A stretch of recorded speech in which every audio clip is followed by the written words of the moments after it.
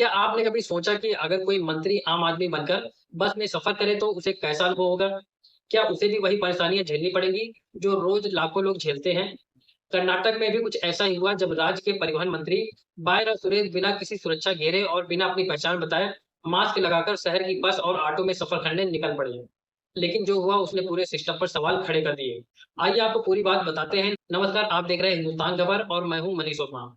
कर्नाटक के परिवहन मंत्री बायरा सुरेश शनिवार रात अचानक आम यात्री बनकर बेंगलुरु की सड़कों पर उतर गए थे। उनका मकसद था यह जानना कि आखिर रोजाना बस और ऑटो में सफर करने वाले लोगों को किन किन समस्याओं का सामना करना पड़ता है। मंत्री ने अपना चेहरा मास्क से ढक रखा था ताकि उन्हें कोई पहचान न सके। उन्होंने हेबल से नागसा हल्ली जाने वाली बीएमसी बस में सफर करने का फैसला किया। बस में चढ़ने के बाद उन्होंने 2 टिकट माँगे और कंडक्टर को ₹100 का नोट दिया। यहीं से शुरू हुई उनकी असली परीक्षा। बस कंडक्टर ने ₹100 का नोट देकर छुट्टे पैसे माँगे। जब मंत्री ने कहा कि उनके पास छुट्टे पैसे नहीं हैं, तो कंडक्टर ने साफ शब्दों में कह दिया कि आप बस से नीचे उतर जाइए।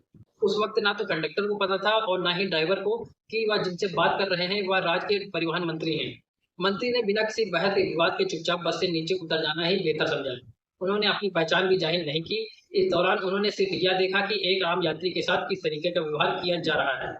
इसके बाद मंत्री ने अपना निरीक्षण जारी रखा। शाम करीब 7:10 से लेकर 9:10 तक मंत्री ने बेंगलुरु के कई प्रमुख इलाकों का दौरा किया।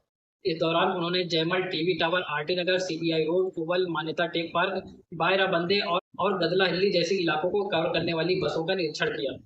लेकिन मंत्री का अनुभव सिर्फ बस तक सीमित नहीं रहा। उन्होंने नागशक्ति हल्ली से ऑटो रिक्शा में सफर भी किया। यहाँ भी उन्हें राहत नहीं मिली। ऑटो के मीटर पर किराया 30 दिख रहा था, लेकिन ड्राइवर ने उनसे ₹36 मांगे। जबकि मंत्री ने अतिरिक्त पैसे मांगने की वजह पूछी तो ड्राइवर ने इसका जवाब दिया कि मीटर को बाद में ठीक कर दिया जाएगा। आखिरकार मंत्री ने बहस करने के बजाय ₹40 देकर ऑटो से उतरना ही उचित समझा। इस पूरी प्रक्रिया के दौरान उन्होंने एक आम नागरिक की तरह व्यवहार किया और कहीं भी अपनी पहचान का इस्तेमाल नहीं किया। निरीक्षण पूरा हो जाने के बाद जब यह खुलासा हुआ कि जिस यात्री को बस से उतरने के लिए कहा गया, वह खुद राज्य के परिवहन मंत्री थे, तो पूरे विभाग में हलचल मच गई। घटना के बाद संबंधित बस के ड्राइवर और कंडक्टर को तत्काल प्रभाव से निलंबित कर दिया गया। अधिकारियों ने पूरे मामले की जांच शुरू कर दी है। यह कार्रवाई इसलिए की गई क्योंकि यात्रियों के साथ व्यवहार और सेवा की गुणवत्ता पर गंभीर सवाल उठे। हालांकि इस घटना ने एक बड़ी बहस छेड़ दी है। सवाल सिर्फ इतना ही नहीं कि कंडक्टर ने मंत्री को नहीं पहचाना। असली सवाल यह है कि अगर कोई सामान्य यात्री छुट्टे पैसे न होने की वजह से बस से उतार दिया जाता है, तो क्या यह व्यवस्था सही है? क्या सार्वजनिक परिवहन व्यवस्था में यात्रियों के साथ ऐसा व्यवहार स्वीकार किया जा सकता है? दूसरी ओर ऑटो में मीटर से अधिक किराया वसूलने की शिकायतें भी लंबे समय से सामने आती रही हैं। मंत्री के साथ हुई घटना ने यह भी दिखा दिया कि यह समस्याएं सिर्फ शिकायतों तक सीमित नहीं है, बल्कि जमीनी स्तर पर आज भी मौजूद हैं।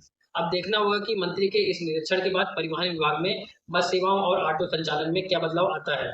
क्या यात्रियों को बेहतर सुविधाएं मिलेंगी? क्या छुट्टे पैसे और ओवर चार्जिंग जैसी समस्याओं का स्थानीय समाधान निकलेगा, या फिर यह मामला भी कुछ दिनों की चर्चा के बाद ठंडा पड़ जाएगा?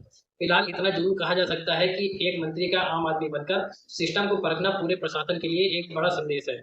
लेकिन असली सफलता तब होगी जब आम नागरिकों को बिना किसी पहचान के सम्मानजनक और बेहतर सार्वजनिक परिवहन सेवा मिल सके। बाकी इस खबर पर आप क्या सोचते हैं? आपकी क्या राय है? हमें कमेंट सेक्शन में लिख के जरूर बताएं। और इसी तरीके की देश दुनिया की खबरों के लिए आप हमारे चैनल हिंदुस्तान खबर को सब्सक्राइब कर लें। धन्यवाद।